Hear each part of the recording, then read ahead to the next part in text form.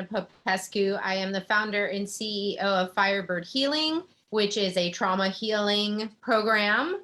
And I am also a licensed clinical psychologist, an addiction and trauma specialist, and an empowerment coach based out of San Francisco, California.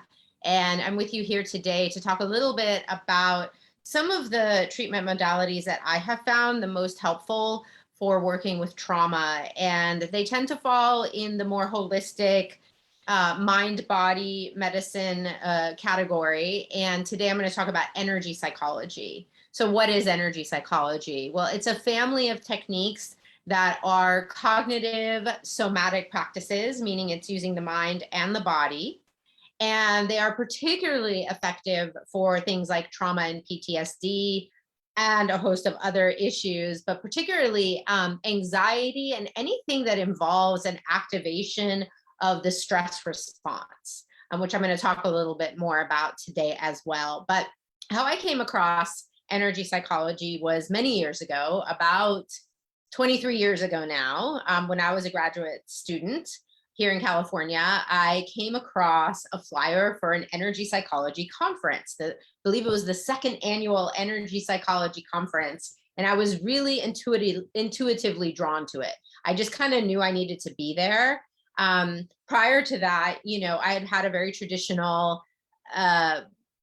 education. I went to an Ivy League school, majored in psychology, kind of learned the standard stuff that the Western medical, the psychiatric model kind of has to offer. And then because of my own journey where I became very ill and Western medicine didn't have a lot to offer me as far as my own healing process, I ended up pursuing alternative therapies. I actually ended up spending a year in massage therapy school in Boulder, Colorado first. And that's really kind of what opened me up to energy medicine and somatic therapies, and the whole idea that, we actually store trauma in our bodies. We store unresolved emotion in our bodies. I had no idea. I was such a head tripper and always in my head as somewhat of an intellectual that I didn't even realize I had a body from the neck down. So learning about these more somatic approaches and learning things like when I would put my hands on someone's body,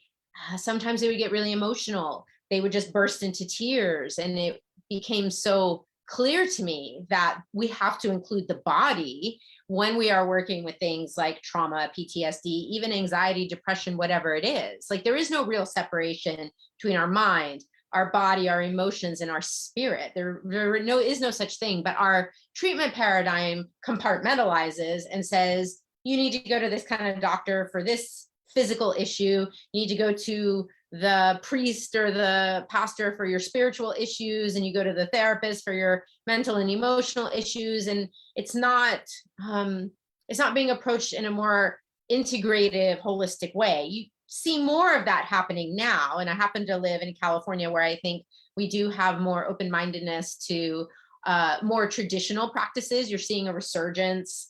I think if interest in cross-cultural practices, things that people like traditional, for instance, people have been using psychedelic therapies for thousands of years with peyote ceremonies and ayahuasca and, different things. And now Western psychiatry is very curious now about these practices and how they might support people in healing. So, but for me, the journey began with this energy psychology conference that I went to back in 1999 in San Diego. And it just blew everything open for me, because I realized, wow, there are actually psychological techniques that are bringing in traditional healing approaches, like traditional Chinese medicine, acupuncture, things that I was already somewhat familiar with. And as I was going through my own healing journey, I learned about things like NET, neuro-emotional technique. I had an acupuncturist I was working with who was learning NET, which was developed by a chiropractor, and working again with unresolved emotions and traumas and things that are locked in the body. So this path, at least for myself, was a huge part of healing from my Lyme disease and chronic fatigue syndrome. I had to look at different approaches because, antibiotics and whatever else, medications, pharmaceuticals weren't getting to the root of what was causing my health problem. And what it really was a lot of energetic imbalances that had come from earlier life experiences, traumatic ones, that had come from a belief that I'm responsible for the well-being of others and was taking on the energy of their pain and suffering. It was a whole bunch of different things, limiting beliefs I had that had a energetic component and an emotional component that was stuck in my body. So I pursued more education. I learned about EFT tapping. I learned about a wonderful modality called Be Set Free Fast. I did become trained in NET. I learned Tapas acupressure technique. And, you know, in the last couple of years, I've had the great privilege of interviewing some of the folks involved in these techniques, whether it was the founder or other practitioners. I've been really fortunate on my podcast called Kaleidoscope of Possibilities, Alternative Perspectives on Mental Health, which we can put a link to that in the comment section of this Facebook Live. But through the podcast, I've been able to interview some of my mentors and teachers and people who came up with this wonderful integration of Eastern and Western healing modalities and bringing them to the therapy field so that us mental health professionals can have some more powerful techniques that really get to the root of unresolved mental health issues and allows people to actually create change. Because what we now know, and the science is finally catching up and explaining like how and why these techniques work, what we now understand is that traditional talk therapy and things like cognitive behavioral therapy, which are all wonderful things, are really only addressing one part of your brain. And that is the human part of your brain, your prefrontal cortex, the part that most recently evolved in the animal world, the part that lets me talk with you right now and for you to understand what I'm saying, the part of our brain that does math and can, you know, pontificate on philosophical questions and things like that. Whereas our other furry friends like dogs and cats and other mammals, they don't have that same intellectual functioning, but they do have an emotional component. They have a midbrain like we do called the limbic brain. And that's where emotion and memory and things like that get formulated. And some key structures of the brain that are involved in this process are the amygdala and the hippocampus. The hippocampus is primarily involved in memory formation, and the amygdala is the emotional center of our brain. It is what really activates the stress response, that fight, flight, freeze response. And when you've got trauma, you tend to have an overactive amygdala. If you've had unresolved trauma, like an experience happened and your body, your being didn't get a chance to process it through, this is kind of what happens for us folks as humans. For whatever reasons, humans don't always metabolize the experience of trauma very well. I don't think we're very well equipped. Trauma itself is the overwhelming experience that just kind of overwhelms you to the point where you can't cope with it. So you end up repressing a lot of that energy of the trauma, the fear, the shock, the anger, the sadness, the energy that it's almost like a piece of you gets stuck or frozen in that.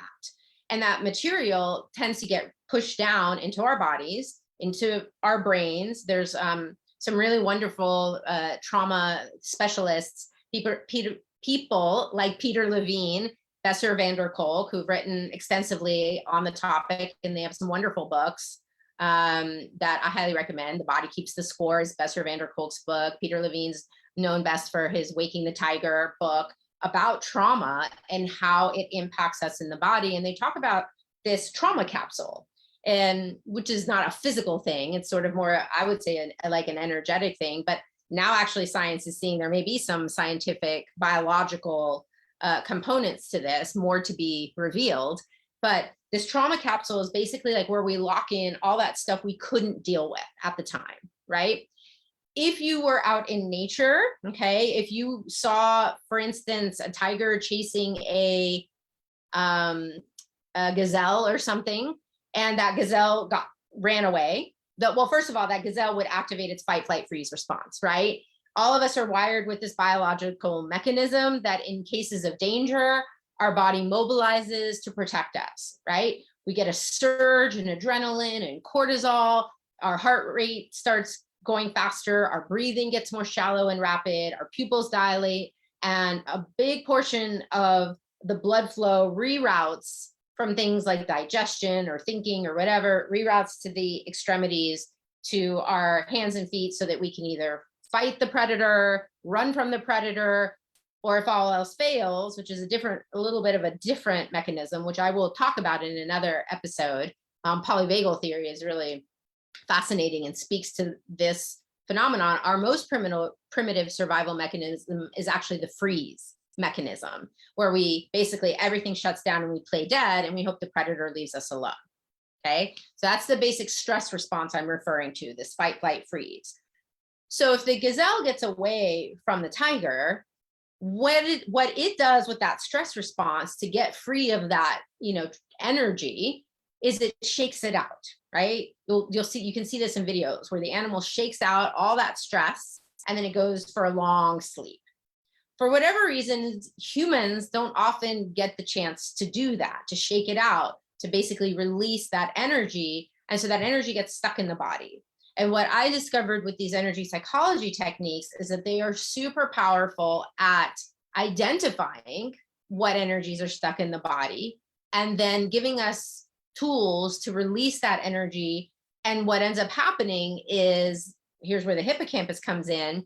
When we take a traumatic memory, we bring it back up to the surface. We access all that repressed material and energy that's been held in the body and the brain, all that.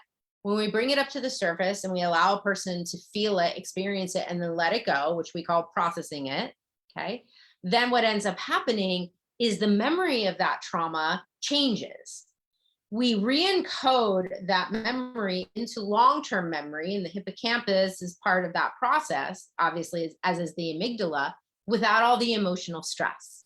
So that people can remember, yes, that was a horrible experience, but they no longer re-experience it. They no longer have the flashbacks, the intrusive thoughts and memories, which people who have experienced trauma often actually have, right? This is what is part of PTSD, some of the symptoms, post-traumatic stress disorder. One of the known symptoms is flashbacks and recurrent memories of that issue, like when you are not expecting it, or when you drive past the place where it occurred, or whatever it is. Even a certain smell can trigger, because what happened was the original event went into your long-term memory with all of this trauma energy and all of this emotion that was just like raw data that never got processed. Right? And so when we do these healing techniques, the other really interesting thing that can happen that I really like working with also is we get to work with the belief systems, the conclusions, the mental aspect of what came from having a traumatic experience. For example, many people develop beliefs based on traumas that I'm not safe in the world, or I can't protect myself, or I'm a victim and bad things keep happening to me. You might have beliefs that it was my fault. I am to blame that this thing occurred, even if it makes no logical sense, right? You might take on this sense of blame or self-blame around it. And of course, shame. I'm a bad person. I'm damaged goods now that this thing has happened to me. And those belief systems can become very destructive because your point of view creates your reality. So if you believe that you're damaged or defective, you believe you're a victim, you believe bad things will keep happening to you, what are you going to attract? You're going to attract the people, places, and things and experiences that will reinforce that. And this is unfortunately how you end up seeing cycles of abuse and patterns of trauma over and over again. People keep putting themselves in situations and attracting people who will abuse them if they have, for example, a history of abuse. And so to break these patterns, which it is possible to do, this is why I'm doing the work that I'm doing, because I know it's possible to change this. But to break the patterns, we first have to access all that repressed material, process it, and then also shift those limiting belief systems that came from the experience. And the really cool thing about energy psychology is that it allows us to do all of that. We might be, for example, using tapping, EFT, TFT, thought field therapy was the original tapping. EFT is emotional freedom techniques. Essentially, we are stimulating acupuncture points throughout the body to release that trauma energy and allow that memory reconsolidation to occur. We can use tapas acupressure technique, which is about holding points and again, kind of going through the experience. We've got, gosh, there's so many modalities. Be Set Free Fast is one that I really love. That works with the emotional charge that's locked in our subconscious. It's using more of our subconscious mind to help us release the different aspects of the trauma, including the belief systems. There's so many different NET I've referred to, neuro-emotional technique. Technically, I don't know if it falls under the energy psychology umbrella, because they don't necessarily like identify with ASAP. They kind of do their own thing, but certainly it's working with energy in the body and also based on traditional Chinese medicine. And a lot of these modalities are using manual muscle testing, which is a really powerful way to access information that we may not have conscious access to. And I'll talk maybe about muscle testing another time, but muscle testing has been really powerful at identifying the stuff we don't even consciously have an awareness of. So the kind of a question that's being posed. So energy psychology is basically a way or a set of tools that allows us to shake it off. Yes. The trauma and the stress that's been locked into our bodies. Yes, exactly. That's essentially a simple way of saying it. It allows us to release what has been held inside. And most people aren't even consciously aware of that, unfortunately. But if you are someone who tends to get triggered easily, who gets highly activated, who gets stressed out, like really easily, it might be that your amygdala is constantly firing that fight flight response to situations that are not actually life or death dangers, right? So your brain keeps taking in stimuli and thinking, there's a tiger, we're being chased, something bad is going to happen, right? And you see people think that way, really anxious people, right? Where they're like, they have catastrophic thinking and they're having panic attacks, right? Or anxiety attacks. A lot of that may have roots in previous traumatic experiences and you don't even realize it, but your amygdala is misfiring and thinking there's tigers everywhere when you're running late for a meeting, you're stuck in traffic, you've got too much going on and you feel overwhelmed, but it's not life threatening, except your body is responding as if it is. And so we need to be able to calm the nervous system down. We need to be able to tell that amygdala, hey, there are no lions, tigers, or bears here. We actually are safe. And that's really one of the gifts of the energy psychology tools, is that they create a sense of safety, physically, mentally, emotionally, and spiritually. And that's what we need to heal. We need to feel safe. If we don't feel safe, we won't allow ourselves to access that stuff and let it go. We think we need to hold on to our traumas for some reason to feel safe. I see that a lot in my clients. So we want to work with that belief and get to the place where it's okay. We've created a safe environment, let's say in therapy, and you have a person you trust that you feel safe with to kind of open up about these things and allow then the experiences to be processed and released. How can one identify that they have trauma locked in their bodies? Well, kind of what I'm saying, basically, if you're highly strung, if you're super anxious, if you have memories, intrusive memories or flashbacks of things that have occurred in the past, if you find yourself doing a lot of avoidance, like you avoid people, places, things that might remind you of painful events. If you have inexplicable pain or like contraction. NET came from a chiropractor who couldn't understand why his patients wouldn't hold their adjustments, their chiropractic adjustments. And so he's like, and he noticed that was particularly true if they were under stress and had a lot of emotional stuff going on, right? So NET came from that question of what was happening with people's bodies. And so Dr. Walker, started studying acupuncture and homeopathy and some other holistic modalities and came up with this beautiful method of identifying through the art of muscle testing, which chiropractors are very well trained in, applied kinesiology, using the body to give us information, using the body's response to external stimuli, like a statement, much like kind of like a lie detector test, right?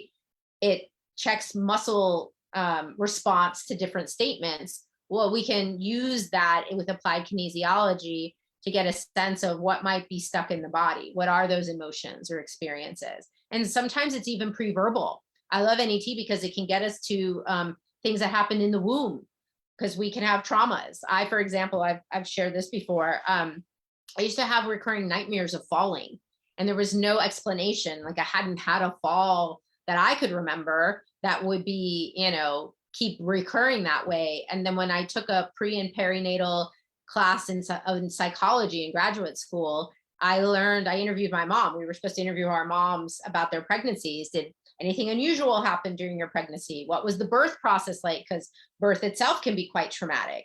And there was actually birth trauma for me as well from the she was on heavy drugs, and there was some of that drug energy. And I remember being at an energy psychology conference and processing my birth trauma, and I got nauseous, and that energy and I felt like woozy and intoxicated because my body still had that chemical imprinting from the anesthesia and the epidural, all the drugs that my mom got during the 24 hours of labor she was in with me.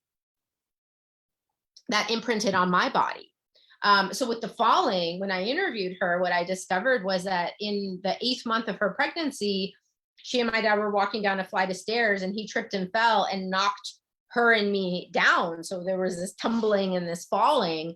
And of course, they were terrified that, something might have happened to me. But that trauma imprinted, and I would have these recurrent nightmares of falling, like totally out of control, discombobulated, and it fit that story. And so then I did some tapping, or I can't remember which modality I used, but I used one of my energy psychology techniques. And then I no longer had that experience of that trauma. I no longer had that kind of nightmare. I can tell you all kinds of stories of my own and with my clients where we've extinguished a learned response, this trauma response, right? We've extinguished, like I also developed a trauma response to being stung or anything that felt like a sting, because I had been stung by a hive of bees as a kid. And that was a horribly traumatic experience. I had a massive panic attack. And as another example of how trauma gets locked in the body, that happened when I was about 9 years old. And then when I was 21, 22, I got stung again by a bee and had a complete reenactment of that original trauma. It was just 2 bee stings, but I had a full-blown panic attack, hyperventilating. I could even watch myself. This part of my brain could see my brain get hijacked by the more primitive parts, by that fight, flight, freeze response. And I was watching myself hysterical, sobbing on the phone with my mom, crying and just hysterical, re-experiencing that original trauma. And the same thing happened when I went to the doctor, and back in the day when they would do allergy testing and they would prick your back, right? It was the same, it brought up the same trauma. I couldn't see, when I first got stung by that hive of bees, I didn't know what was happening. I couldn't see them. They were all up and under my clothes, and I didn't recognize what was happening. I'd never been stung by a bee before. So that pricking on my back where I couldn't see what was going on, again, brought up the trauma response. Well, I believe it was NET, and, process that original trauma. I was able to access all that fear and horror and all of it. And then I was able to let it go. So the next time I did get stung by a bee, it happened on vacation in Hawaii. I got stung on my hand, and I had such a different response. It was like, oh, that kind of hurts. Maybe I should put some ice on it, but like mentally and emotionally, I was totally calm. There was no panic attack. There was no anxiety. There was no fight, flight, freeze response. We had extinguished that trauma response. Right. And so when my brain remembered the original experience, we didn't go back to the original trauma. So these tools are so powerful, and people really can heal tremendous things that I think a lot of people who've experienced these events don't think they can heal from it, or don't even recognize that it was a trauma. I know a lot of people who grew up in violent homes or with verbal and emotional abuse, and they just thought that was normal. That's just what happens. Or they grew up in a culture where there was a lot of that, a neighborhood, an environment where maybe there was a lot of violence or there was a lot of abuse of some sort, and they normalized it. They thought that was just how it is. So in the work that I do with trauma and, with some of the offerings that we're going to be doing through Firebird, we want to educate people on what trauma is and how much it includes. And also what might be traumatic for one person may not, another person might experience it totally differently. So we have a lot to educate and a lot to teach. And that's really why I'm here, is to educate people about what trauma is, what it does to our bodies and our brains, what the after effects are, and how we can heal from it. And that's the best news in all of this, is that we can heal from this. And we have really, really powerful techniques. And unfortunately, again, the traditional paradigm, talk therapy and medication, it can help, but oftentimes it doesn't get as deep as we need to get to the root of the trauma and heal it. I have a good friend from college who's a psychiatrist, and we were recently talking about my work, and she said to me, we just don't have good meds for PTSD. And I'm like, yeah, you don't, because you can't medicate trauma. Like, you can give someone meds that might numb the effect a little bit, but that's not going to resolve it for them. This is where we have to do the work. And sometimes the work feels scary, but guess what? We have tools to address that too. We even have specific tools that can help us address, I'm scared to go there. I'm afraid that if I open up Pandora's box, it'll be overwhelming. I won't be able to deal with all of it. But remember that you may have come to those conclusions at an earlier time in your life when you didn't have the resources and you didn't have the knowledge or the tools, maybe when you were a child, and you're still functioning from that conclusion you came to as a child, like, I can't deal with that. That's too much.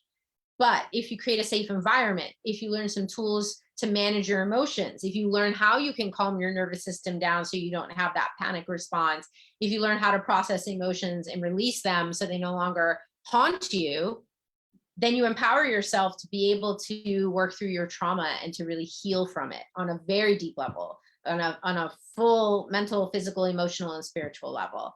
And so that's the hope I would like to leave you with, to know that this can change. And if you want to find out more, please do check us out at firebirdhealing.com. We're new. We've just recently launched. So a lot of material is going to be coming. I have a lot of articles on the website, a lot of resources, and we're going to be offering workshops. We've already done one on trauma and addiction, and we're doing one now. We'll be offering one in September. Lauren Polly and I, who's a fellow facilitator of some of these energy-based methods, and she also works in the medical field, as I do too, in the healthcare field. And what we've seen in the last couple of years in this pandemic is a tremendous amount of stress and trauma, particularly for us frontline workers, for teachers, for parents, caregivers, anybody who gives care, which is most of us in some way, shape, or form. But in the last 2.5 years with this pandemic, it's taken a huge toll on people's well-being. And so Lauren and I have come up with a really lovely 6-part series that's going to be working on specifically giving people these tools, the tools that she and I know about, some of the things I've mentioned. I'm going to be teaching tapping, breathing techniques, meditation, some yoga poses, really simple, almost hacks that you can do, like quick things that you can use in the moment to calm a stress response, and to work through some of the deeper traumas that may have happened in the last couple of years or whenever in your life. But self-care tools for the caregiver, that's going to be our upcoming workshop starting September 12th. So check that out. We'll put a link in the comments to it. Thank you so much for tuning in today. If you've made it this far, congratulations. Hopefully you've learned a thing or two. If you want to find out more, you can also leave your comments, questions in the comment section, and I will reply to them as I see them. And thanks so much for tuning in. Lots of really cool stuff coming with Firebird.